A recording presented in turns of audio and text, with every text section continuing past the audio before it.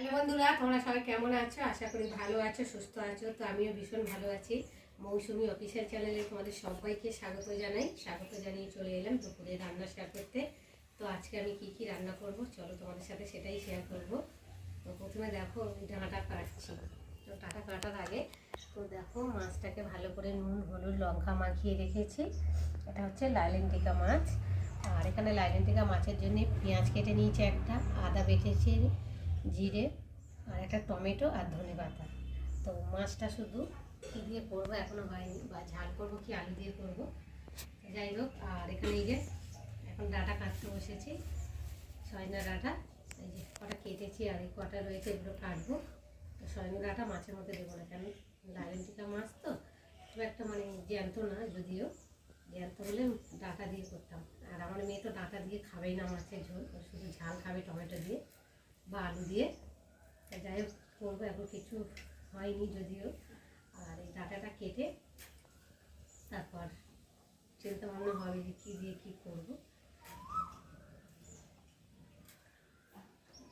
ডাঁটাটা কেটে আর রয়েছে ফুলকপি, বাবা এক সপ্তাহ হয়ে গেছে সে ফুলকপি আনা হয়েছে। দেখো ফুলকপিটা দড়িয়ে মতো হয়ে গেছে। ফুলকপিটা যা একটু ভেজে ঠেজে নেবো। আর দেখো ক্যাপসিকাম কী দিয়ে করবো এখন ঠিক হয়নি, যদিও অনেকগুলো সবজি রয়েছে বাড়িতে। লঙ্কাটা একটু লঙ্কা বোটা ছাড়িয়ে দেবে ভালো, লঙ্কাটা এখন ছাড়াবার সময় নেই। এদিকে বাইরে ভাত ফুটে গেছে, কাটাকুটি করে তারপরে বাইরে যাবো। চলো আমি এখন কাটতে কাটতে ভাত বসিয়েছিলাম বাইরে, ভাত হয়ে গেছে। আর ভাতটা ফ্যানটা এখন ঝাড়তে দিয়েছি। আর এখন কড়া বসিয়েছি, কড়াটা গরম হয়েছে। এখন আমি সর্ষে তেল দিয়ে মাছটাকে ভেজে নেব।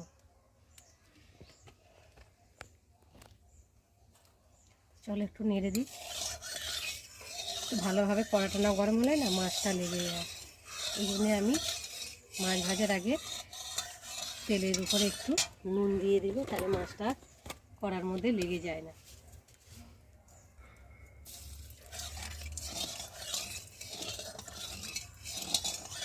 তো দেখো তেলটা ভালোভাবে গরম হয়ে গেছে।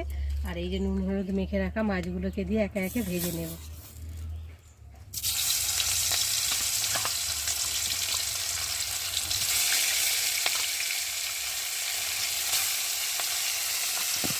আর দোকানদার মাছগুলোকে যেন কুচিয়েছে, দেখো কতটা ছোটো ছোটো করেছে।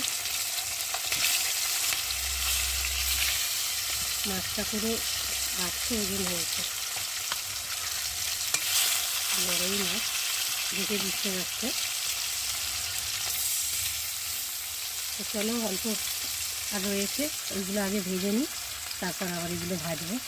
চলো আবার দেখা হবে বন্ধুরা। এখন এক পিস করে উল্টে দেখি মাছটা হয়েছে কিনা। তো দেখো এক পিস করে হয়ে গেছে।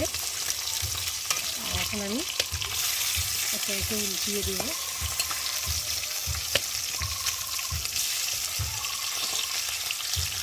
কড়াতে তো মাছ ভাজতে অসুবিধা হয়, তাওয়া বলে মাছটা ভাজা যায় ভালো। আর কাঠের জাল তো হচ্ছে, ওই জন্য আর তাওয়াটা বসালাম না, কালি ভর্তি হয়ে যাবে, ওই জন্য কড়াতেই বসিয়ে দিলাম।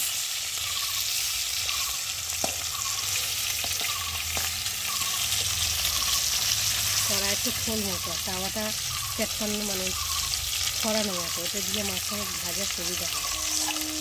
এখন উল্টে দিয়েছি, আর একটু ভালো করে মাছ ভাজা হয়ে গেছে 2 পিস করে। আর এখন আমি একে একে মাছগুলোকে তুলে নেব। দেখো কত সুন্দর ভাজা হয়েছে, খড়খড়ে ভাজা হয়েছে লাল লাল করে। আর মাছটা একটু লাল লাল করে কড়া করে না ভাজলে তো ভালো লাগে না খেতে। এই পিসটা একটু বাকি আছে।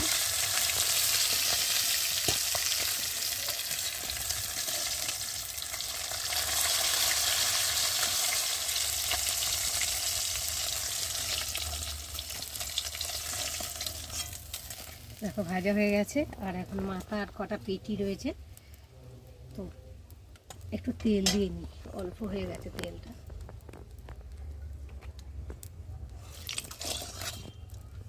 আর এখন এই যে পেটিগুলো দিয়ে ভেজে নেব।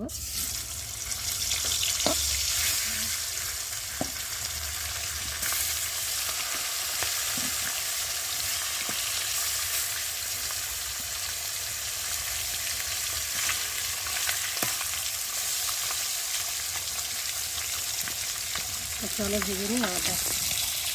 মাছগুলো সব ভাজা হয়ে গেছে, আর এখন কড়াতে তেল আছে, তেলটাও ভালো গরম হয়ে গেছে। আর এখন আমি দিয়ে দেবো পেঁয়াজ, পেঁয়াজগুলোকে দিয়ে ভালো করে ভেজে নেব।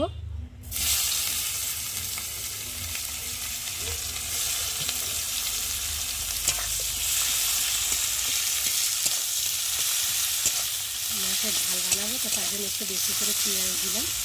আর পেঁয়াজটা যাতে তাড়াতাড়ি নরম হয়ে যায় তার জন্য অল্প করে নুন দিয়ে দেবো।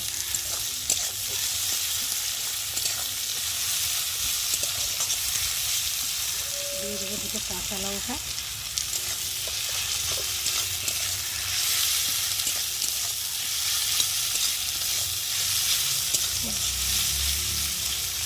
চলো পেঁয়াজটা একটু ভেজে নিই ভালো করে।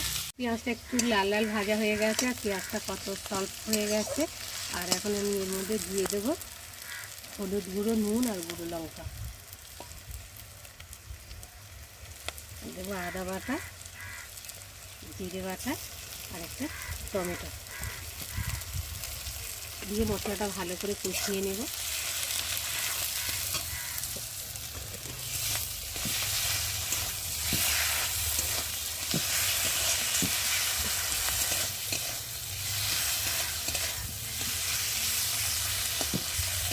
লাইলন টিকা মাছের তেল দিয়ে টমেটোটা একটু গলবে, তাহলে একটু সময় লাগবে, তবে তো দিয়ে তো ভালো করে কষাতে কষাতে টমেটোটা গলে যাবে।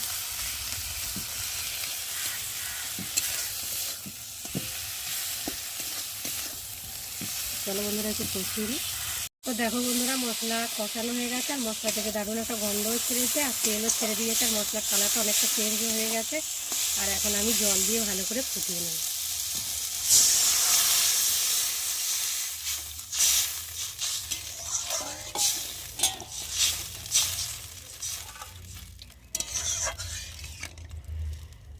চলো এখন ঢাকা দিয়ে একটু ফুলবো। তো দেখো ফুলে ঝোলটা ফুটে গেছে, আর ঝোলটা অনেকটাই টেনে গেছে। আর এখন আমি একটু নেড়ে দেবো। আর এখন এই যে ভেজে রাখা মাছগুলোকে দিয়ে ভালো করে ফুটিয়ে নেব।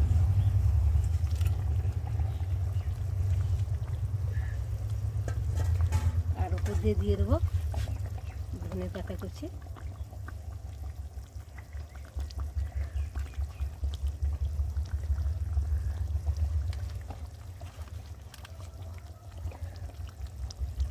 দিয়ে ঢাকা দিয়ে দেবো। আমার মাছের ঝোলের রেসিপি তৈরি হয়ে গেছে। তো মাছের ঝোলের রেসিপি কেমন লাগলো তোমরা কিন্তু অবশ্যই কমেন্ট করবে, আর ভালো লাগলে লাইক কমেন্ট শেয়ার করো। আমার চ্যানেলে যদি নতুন হয়ে থাকো তো চ্যানেলটাকে সাবস্ক্রাইব করো।